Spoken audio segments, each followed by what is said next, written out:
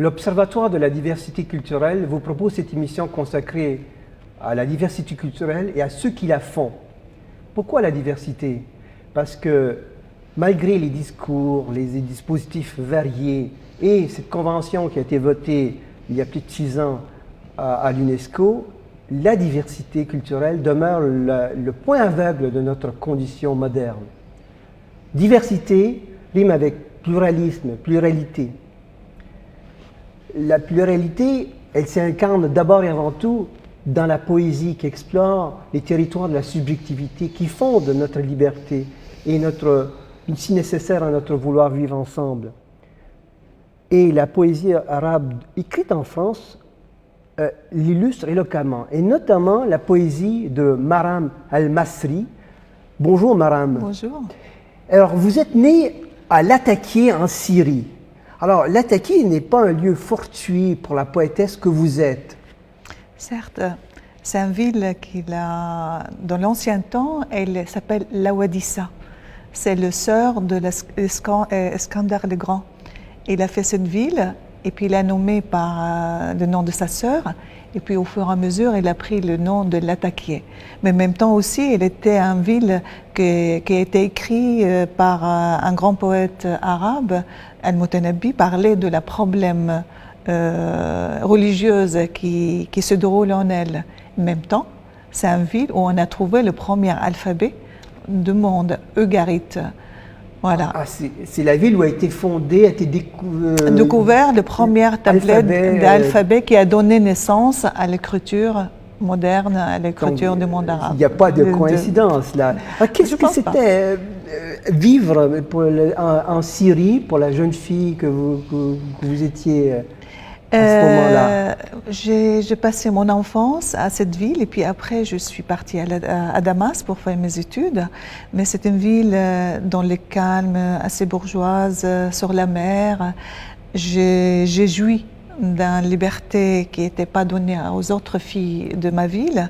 Autant que ma famille, c'était une famille laïque, une famille libre. Ma mère était directrice d'école et j'avais un grand frère qui est poète lui-même, qui m'a quand même enseigné la poésie, enseigné la couleur, enseigné les peintures. Ainsi, il m'a enseigné la danse et toute cette liberté qui je jouis maintenant dans mon esprit. C'était, je pense, grâce à lui et grâce à tous les gens qui m'ont poussé à le lire. Parce que je pense que si je n'avais pas un frère cultivé, qui aime le théâtre, qui aime la poésie, je pense que je serais une femme normale, entre guillemets, même ça sera très bien. Mais il m'a donné, cette virus à aimer, à explorer, et à aimer à lire, et à aimer à évader de mon condition humaine pour vers l'art et les littératures. C'est d'ailleurs lui, votre frère, qui vous publie sans que vous le sachiez. Non. Vous publie ce premier recueil qui s'appelle « Je te menace d'une colombe blanche ». Alors, c'était quoi ce recueil? C'était, en vous lisant, c'était les lettres à votre amoureux? C'était ça. C'était un petit poème que j'ai écrit chaque jour dans une lettre d'amour à mon amoureux, qui était à ce moment-là, c'est un garçon chrétien. Et pour un musulman, c'était un acte de révolution. Et je pense que j'ai fait mon première révolution d'aimer ces garçons et défendre l'idée que les êtres humains, ils ont tout le droit de s'aimer et d'échanger leur âme et leur pensée avec autrui. Et cette lettre d'amour était un jour, il m'a quitté et puis un poète, un ami à mon frère, s'appelle Banda, qui est venu pour me les chercher. Et puis il m'a publié toutes les lettres dans les journaux comme Saoura, comme El Bas. Et comme je me suis émigrée en France, je pensais que c'était un transit de ma vie, que je veux revenir en Syrie après. Mon frère, dans cette absence, il a collectionné tous ces poèmes qui étaient dans mes tiroirs et puis il a fait un livre en commun, s'appelle « Je te menace une colombe blanche ». Et pourquoi le titre? D'où vient le titre? Un titre, il vient d'un poème d'un troisième poète qui s'appelle Mohammed Sidi, qui est mort maintenant. Et dans un poème de lui, mon frère, il a pris cette petite phrase. Mais chaque poète, il avait son petit titre. Moi, ma part s'appelle Habitante de la Terre. Et puis, Mohamed Saïdi, c'était Je te menace. Et mon frère s'appelle, je ne me rappelle plus son petit parti. Alors, on était 3 poètes, tout collectionné dans cette petite livre, Je te menace, Colombe blanche. Vous étudiez alors la littérature de langue anglaise, je crois. Parlez-moi un peu du milieu de Damas, avant que vous quittiez Paris. Avant que Paris. Bien sûr, j'avais la chance d'être dans ces familles qui m'ont laissé partir à Damas, parce que c'était difficile pour une fille musulmane de partir de chez elle, de vivre loin de sa maison. D'ailleurs, une femme ne dort jamais dehors de sa maison. Ah. Non. Et ma famille, ils m'ont donné cette opportunité d'aller à Damas, de faire de littérature anglaise. Même à un moment, j'avais un peu l'hésitation entre aller faire le Beaux-Arts ou littérature anglaise. Et puis après, j'ai choisi littérature anglaise parce qu'elle était plus près de mon copain. Ah, d'accord. À ce moment-là, c'est bizarre, à ce moment-là, tout l'amour, elle était le centre de notre vie. Comme on a 18 ans, elle avait tout, on fait tout construire autour de cette petite point de notre vie qui s'appelle l'amour. Ah, pourquoi Paris? Vous quittez, c'était justement pour... J'ai quitté parce que je me suis mariée avec un étudiant de littérature d'ailleurs en Sorbonne ici. Et je suis venue en pensant que ça va durer 1 an, 2 ans, puis après je dois revenir chez moi. Et puis après, il était de l'attaquer. D'accord. Et puis après, je suis divorcée, et puis j'ai resté ici. Oui. Alors, c'est un moment difficile dans votre vie, puisqu'on, vous le dites dans votre préface, une de vos préfaces, on vous arrache l'enfant. Ils m'ont enlevé un enfant, mon premier enfant, elle a 18 mois. Et vous étiez à Paris? J'étais à Paris.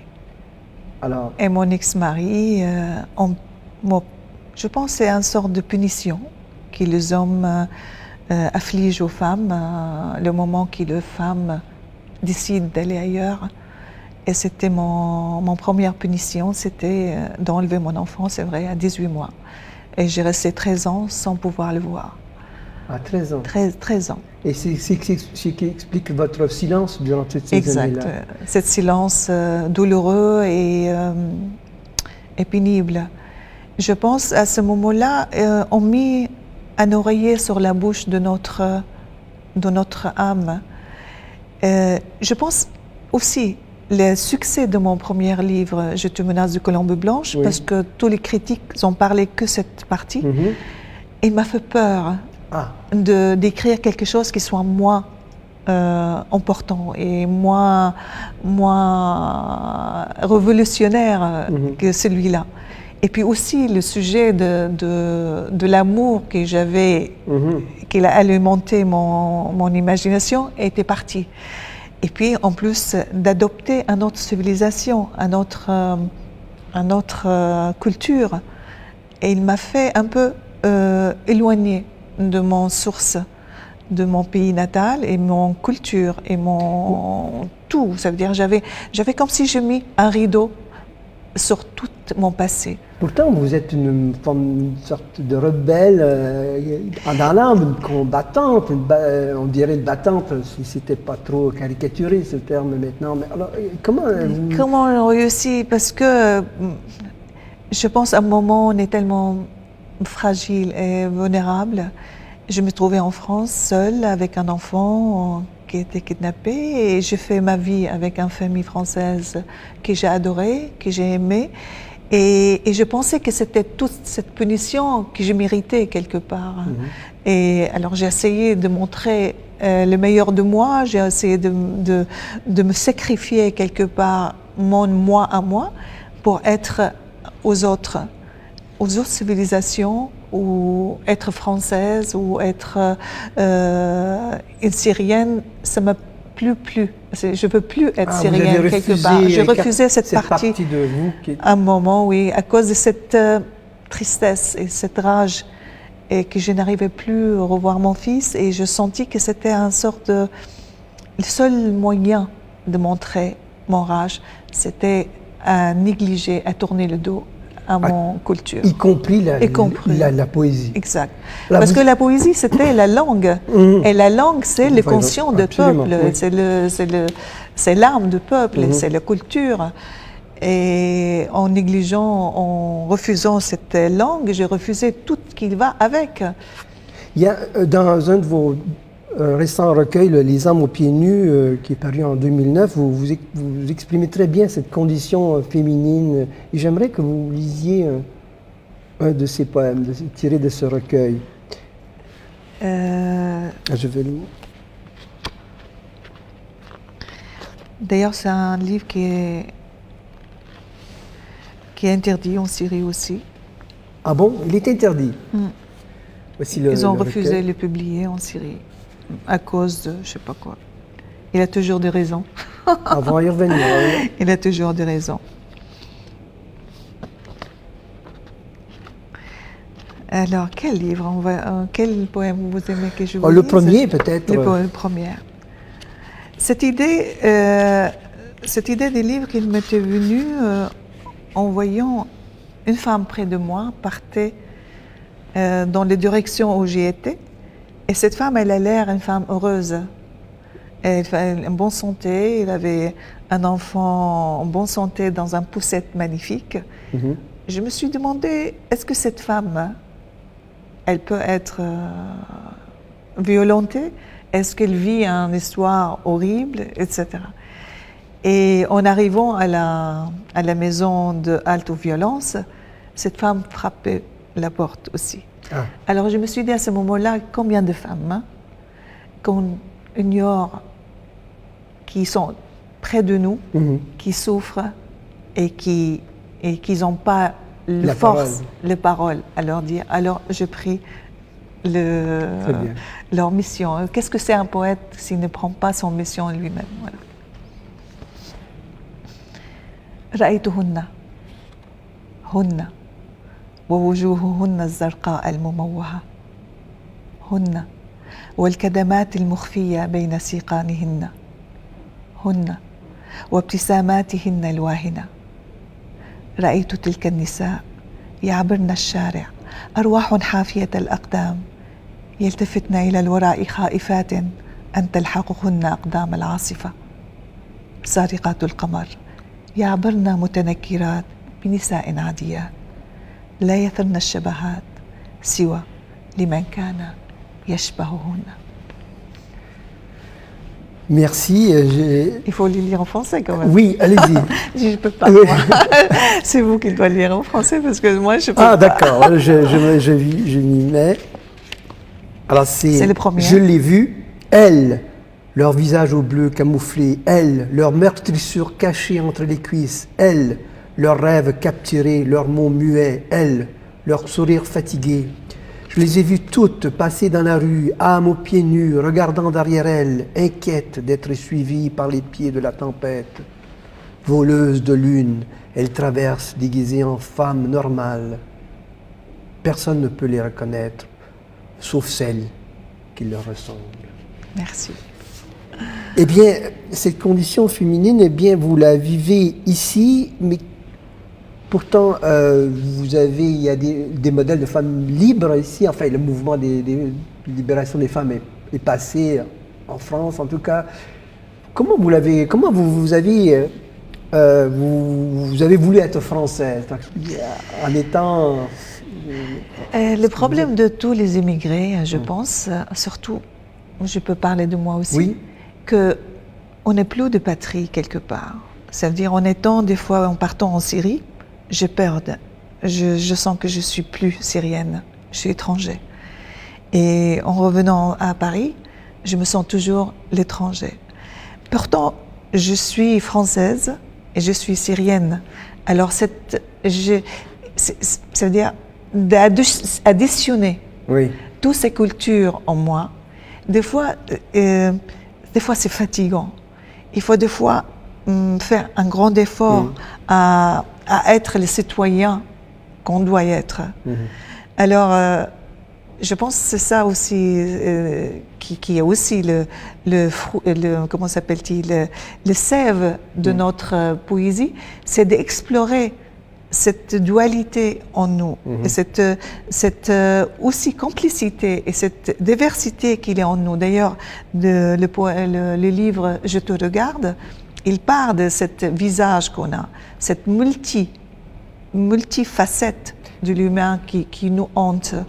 On est 2 fois syrienne, je suis 2 fois française, mais en plus, à la fin, je suis le pluriel de tout, je suis un être humain, un habitant de la Terre, qui revient à mon premier livre. Alors, vous, justement, Je te regarde, ce recueil publié à Beyrouth et qui obtient le prix de poésie de la Société des gens de lettres, et il s'est construit comme un miroir, justement, et il y a 2 personnages, la poétesse et une putain. Une putain, ouais. Qui se parlent et se regardent. Hein. Il y a toujours quelqu'un qui nous ressemble quelque part, a dit la putain en souriant avec confiance, en regardant par la fenêtre comme si elle avait vu son rêve, un arbre chargé de fruits. Dans ce recueil, vous bougez les lignes entre féminin et masculin. Hein. Vous accaparez de la part masculine en vous et vous l'affirmez de belle manière. Alors, elle dit, et je vous lis encore, « Oui, je l'ai dévoré, j'étais affamé comme un homme, et comme un homme, mon désir l'a renversé, paré de sa virilité. » C'est magnifique, mais aussi très troublant. Vous avez dit tout à l'heure qu'on vous censurait dans votre pays. Vous avez conscience que ça aussi, ce genre de poésie où vous affirmez ce désir féminin peut troubler aussi les lecteurs. En même temps, il le ravit d'une certaine façon également. Alors, comment vous assumez cette charge-là de sensualité et de masculinité? Je pense qu'il faut, et des fois, il faut qu'on arrête l'hypocrisie des êtres humains. Nous sommes plusieurs. Nous sommes femmes, nous sommes hommes, et nous sommes animaux. On est vent, on est mer, on est tout en seule personne. Et c'est ça que j'ai toujours voulu passer ce message, qu'il faut jamais rester sur le préjugé. Cette femme, là que je parle, la petite pute, et cette femme qui a l'air aussi une femme normale, une femme qui c'est une mère, c'est une femme qui vit quotidiennement, il achète sa petite pain, elle vit une histoire triste, il est mère, il est abandonné, il a des rêves, il a des désirs. Je voudrais montrer que rien n'est pur 100% et rien est noir 100%. Mais pourtant, nous vivons dans une société, malheureusement, y compris en France, qui se catégorise, se referme sur elle-même. Et ce message-là, enfin, il passe bien sûr, heureusement, mais n'avez-vous pas peur, justement, de vous faire lapider? J'aurais jamais dit ça il y a 10 ans, mais aujourd'hui... c'est un risque. Écrire en poésie, c'est un risque quotidien. C'est un risque de publier un poème, de dire... C'est un risque, surtout pour une femme, n'importe où dans le monde. Hein. Et moi, je pense que mon livre a été traduit en Angleterre, il y a un grand article qui a été écrit sur le Times en disant « Bonfires of Taboo », ça veut un boucher de tabous. Pour eux, j'ai brûlé tous les tabous. Et pourtant, je sais pas, je peux pas dire que je suis innocente de ce désir de se dénuder et se montrer les visages secrets des êtres humains, mais je le fais avec beaucoup de sincérité, beaucoup de vouloir, parce que c'est quoi la littérature, c'est quoi la poésie, si on ne montre pas notre blessure, si on ne montre pas notre intérieur, qu'on montre les réalités de l'être humain. Parce que la poésie, c'est une thérapie. Comme toutes les littératures, il nous façonne, il nous fait mieux, il nous embellit, il nous montre comment on peut vivre avec l'autre. Ah oui, vivre avec l'autre. Dans Le Retour de Walada, publié aux éditions Almanar en 2010, vous allez un peu plus loin dans cette quête. Et là, notamment à travers la figure d'une princesse andalouse du XIe siècle, du temps des Omeyyades, et vous établissez une par ailleurs une géographie d'une Europe révolue, qui était la civilisation arabo-musulmane. Au pays de Cham, je vous lis juste un extrait. Les mosquées rêvent de vos églises, les abricotiers appellent vos orangers, les campagnes, les rivières et les montagnes, les souks et les ports et les colonnes de Palmyre et les tablettes du Garit et les peuples du nord et du sud, son opulence et sa volupté. À travers moi, vous chante et vous salue. Alors, votre préfacier, qui est un des grands philosophes français, Jean-Paul Zweig, évoque pour vous, sur vous, cette filiation, cette grande sororité qui remonte à Sappho. Oui. Alors, qu'est-ce que ça vous... Comment vous l'interprétez? Comment Comment j'ai eu cette idée? Cette idée-là, j'étais en résidence en Espagne. Et l'Université d'Espagne, ils m'ont convié à écrire. Et c'était un projet d'écrire un livre, un poème, avec des photos. Photos de moi dans le palais d'Alhambra. Et pendant cette séance de photos, j'avais vraiment le sentiment de revenir dans mes lieux. Et moi, les filles de Damas, la fille de la Syrie, parce que Walada, c'est une Omeyyade, elle vient, ses grands-parents sont de Damas. Et je me suis dit, voilà, cette femme, elle revient. Et qu'est-ce qu'elle voit? Qu'est-ce qu'elle voulait dire? Je me suis quelque part pris son âme et parlé en travers de moi sur sa langue. C'était une grande émotion pour moi, parce que c'est vrai, à un moment j'ai oublié que c'était moi. À un moment, je pensais que j'étais elle, et je suis vraiment hantée par cette âme de cette femme qui était connue par sa liberté, par son audace et sa beauté, et explorer dans son histoire. Et l'histoire maintenant, qui se déroule maintenant dans notre pays, le regard d'Europe sur notre pays, ça veut dire, je suis pas du tout la sensation d'infériorité d'être arabe vis-à-vis de l'Europe, mais je pense l'Europe, qu'il est partie de chez nous, normalement dans l'ontologie, il est parti de chez nous pour être ici. Et cette fraternité, c'est ça que j'ai envie de dire, cette chant d'amour, chant d'amitié, chant d'humanité qui je donne en travers de moi vers l'Europe. Parce que cette cassure qui était arrivée avec la guerre de Palestine, la guerre d'Irak, et le problème de, comment s'appelle, l'attentat le 11 septembre, d'ailleurs, il a un poème sur le 11 septembre, l'Europe, l'Occident nous regarde très mal. Et je pense qu'il nous doit de reconsidérer leur regard vers nous. Parce que les Arabes, c'est une grande civilisation, c'est une grande culture, c'est un grand raffinement. Et en travers de ce livre, j'ai fait cette chante. Justement, alors parlons de votre style qui est très particulier. Il est Salah Stétier, ce grand poète libanais, dit de vous que vous écrivez au lecteur de façon personnelle, une lettre très personnelle. Il est court, vous écrivez en vers court,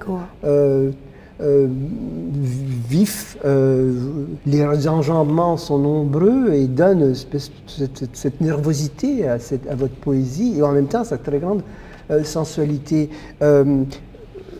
Vous êtes une poète, vous êtes l'anti-Scheherazade d'une certaine façon, une poète moderne. Alors comment travaillez-vous votre matière poétique? Je travaille avec une matière très crue, très primaire. Comme je dis toujours, je suis une poète de l'expérience, de vie. Je suis poète de vie, je ne suis pas du tout de poète de langue. Et pourtant, j'utilise la langue pour mes poèmes. Et je ne sais pas, je pense et je crois toujours que la poésie ou les productions humaines, ils sont très liés Ils sont certes de biologie aussi, c'est-à-dire ils sont comme notre yeux, comme notre cheveux, ils sont liés à notre personnalité, à notre histoire, à notre culture. C'est ça qui fait que notre production, il nous ressemble.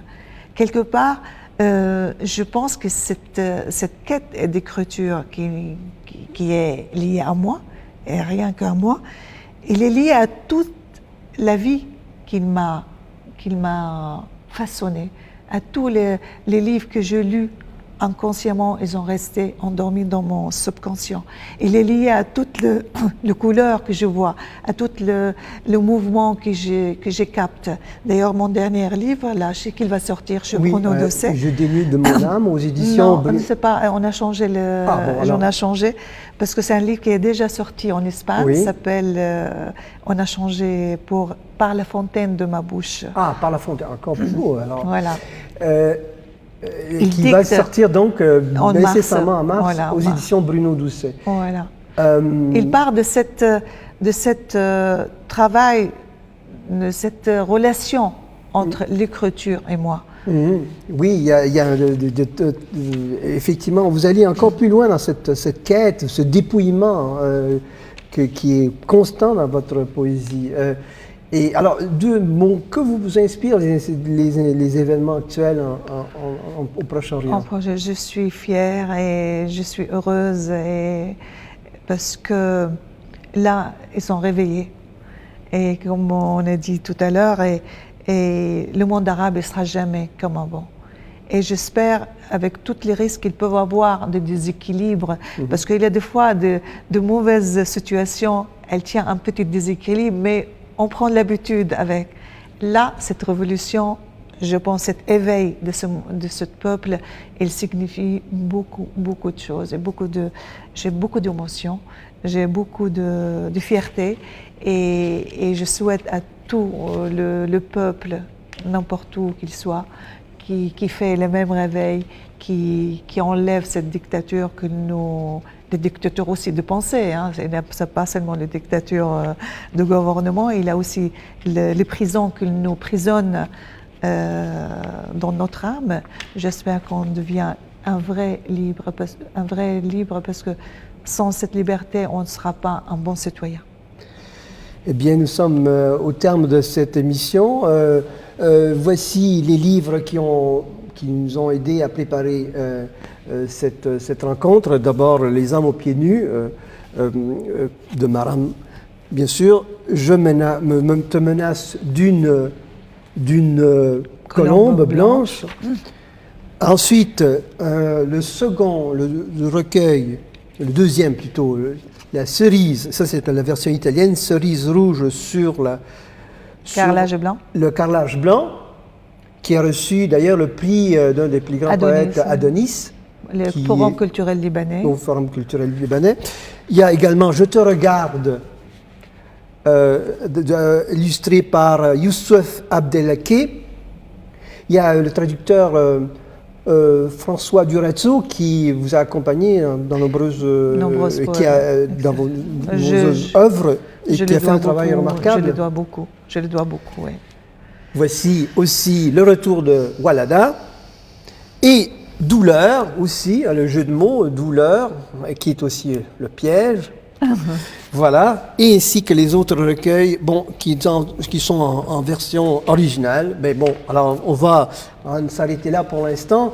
Je vous signale notre prochain rendez-vous qui est avec Maram El-Masri en compagnie de Salah El-Hamdani le 11 mars, vendredi le 11 mars à 19h au Centre culturel Jean Cocteau. L'entrée est libre dans la mesure des places disponibles. Vous êtes les bienvenus. Et si vous voulez des informations, c'est sur combatmagazine.org, combat-magazine.org. Alors, je vous salue et je vous remercie, Maram, de cette émission, d'être venu nous voir. Et je vous donne rendez-vous à une prochaine émission.